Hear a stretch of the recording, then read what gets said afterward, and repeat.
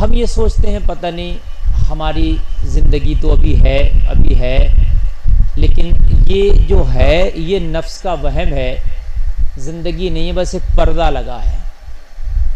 یہ پردہ دیکھ رہے ہیں نا، اس کے پار موت ہے، ادھر زندگی، بس اتنا فرق ہے۔ کتنا سا ہے یہ پردہ؟ اور میرے ماننے میں تو اگر میں صحیح اس کا آپ کو ترجمہ کروں نا، تو موت اور زندگی میں اس پردے سے بھی کم فاصلہ ہے۔ اس لیے کہ آپ یہاں بیٹھے ہو، ادھر موت ہے، ادھر سے ادھر جانے میں 1 سیکنڈ لگے گا، لیکن کبھی کبھی جب موت آتی ہے نا تو آدمی ہاتھ ایسے اٹھاتا ہے، اور کبھی کبھی لقمہ لیتا ہے نا تو لقمہ منہ تک جاتا ہے، اور جب نہیں ہوتا ہے قسمت میں تو وہیں رہتا ہے، موت آ جاتی ہے، لقمہ نیچے گر جاتا ہے۔ آپ نے شاید نہ دیکھا ہو، لیکن بہت ہوتا ہے ایسا، سمجھ رہے ہیں آپ؟ بہت ہوتا ہے۔ کتنی بار ایسا ہوتا ہے کہ ناچ کی محفلوں میں رقص کر رہا ہوتا ہے، ڈانس کر رہا ہوتا ہے، اور اسی وقت موت کا فرشتہ آتا ہے کہ وہ اپنے توبہ کرنا تو دور کی بات، اپنی ناچ کے اسٹیج سے نیچے نہ اتر سکا، اپنی ناچ کی محفل سے باہر نہ جا سکا، اور اسی حال میں اسے موت آ گئی، اسی وقت اسے مرنا پڑا ہے۔ کتنی بار ہوتا ہے ایسا؟ موت بہت قریب ہے۔ یعنی ہم سوچتے ہیں کہ میاں ہماری باری آئے گی نہیں، یار کب آئے گی؟ جب تو پیدا ہوا نا تو تیرے کان میں اذان پڑھ کے یہ بتا دیا گیا تیری جنازے کی نماز تیار ہے۔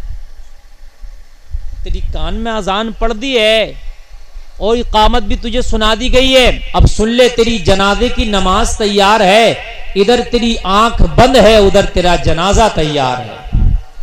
کتنا فرق ہے بتائیے۔ اور پھر ہم کیا سوچتے ہیں کہ یار ابھی تو بہت زندگی جینا ہے، ابھی تو یار جوان ہے، ابھی تو بال ہمارے کالے ہیں، ابھی تو میری داڑھی بھی کالی ہے، ابھی تو یار میں جوان ہوں، ابھی تو میں ان کی بوڑھوں کی طرح ہوں گا، پھر کہیں کمر جھکے گی، لچے گی، بال سفید ہوں گے، تب جا کے کہیں موت آئے گی۔ یارہ یہ تیری بے وقوفی ہے۔ قرآن پڑھ 8واں پارہ، اللہ فرماتا اینما تکونوا یدرککم الموت ولو کنتم فی بروج مشیدہ۔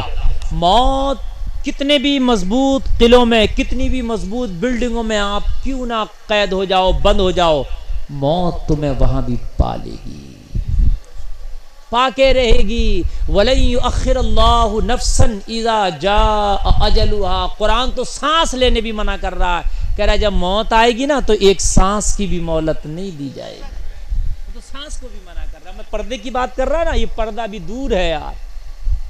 جتنی دیر میں آپ پردے تک جاؤ گے نا، سانس اس سے بھی چھوٹی ہے، نا سانس کی بھی نہیں مہلت لی جائے گی۔ میرا پتہ ہے آپ کو؟ ہائے ہائے ہائے، شداد نے باغ ارم بنوایا، اپنی آرٹیفیشل جنت بنوائی، ریڈی میڈ جنت بنوائی، جیسے ہم آرٹیفیشل سب کچھ بنا لیتے نا، ایسی بنوایا۔ اس نے کہا مجھے نہیں ضرورت ہے اس خدا کی جنت کی۔ اس نے کہا سونا اور چاندی کی اینٹیں بناؤ، مشک و عنبر کا گارا بناؤ، موتی اور جواہرات کی جو ہے کنارے سجا دو، سبز درخت لگا دو، ان پہ پرندے بٹھاؤ، خوبصورت لڑکیوں کا انتظام کرو۔ جو جو جنت کے بارے میں سنتا گیا، بنواتا گیا، لیکن لوگوں کیا آپ کو پتا ہے رب نے اس کے ساتھ کیا کیا؟ جب گیا باغ ارم کے سیر کے لیے، جب گیا باغ ارم کو دیکھنے کے لیے، تو رب کا حکم ہوا فرشتے بنوا تو دیا لیکن دیکھنے نہیں دینا ہے۔ بولو نا یار سبحان اللہ۔ بنوایا تو ہے مگر دیکھنے نہیں دینا یار۔ ایک بات بتاؤ، ایک بادشاہ نے پوری تیاری سے بنوایا ہوگا، ذرا غور تو کرو، ہم اور آپ ایک گھر بنواتے ہیں، اگر اچھا پیسہ اللہ ہمیں دے دے تو کوئی کمی نہیں چھوڑتے، ایک بادشاہ نے بنوایا ہوگا تو کتنا زبردست بنوایا ہوگا، بات ہے کہ نہیں ہے؟ لیکن میاں بنوانا الگ چیز ہے، برتوانا یہ رب کے اوپر ہے نا۔ ہم ہر عمر میں بلڈنگیں بنا رہے ہوتے ہیں، ہر عمر میں مکان بنانے نہیں کر رہا، مکان بنائیں، اللہ پیسہ دے تو لیکن یار یہ کون سا مکان ہے کہ اس مکان کی تیاری نہ کر کے اس مکان کو بنا رہا، کسی کی بے ایمانی کر کے اس مکان کو بنا رہا، کسی کی مین کاٹ کے اس مکان کو بنا رہا، کسی کا راستہ تنگ کر کے اس مکان کو بنا رہا، کسی کی پیسہ مار کے دلالی کر کے کسی کا جو ہے ہاتھ ٹائٹ کر کے اس مکان کو بنا رہا، کسی کا حق مار کے اس مکان کو بنا رہا، اپنے پڑوسی کو تکلیف دے کے اس مکان کو بنا رہا، زکات نہیں دے کے اس مکان کو بنا رہا، عشر نہیں دے کے اس مکان کو بنا رہا، غریبوں کا حق ادا نہیں کر کے اس مکان کو بنا رہا۔ او میرے پیارے ذرا بتا تو یہ کیسی بے وقوفی ہے؟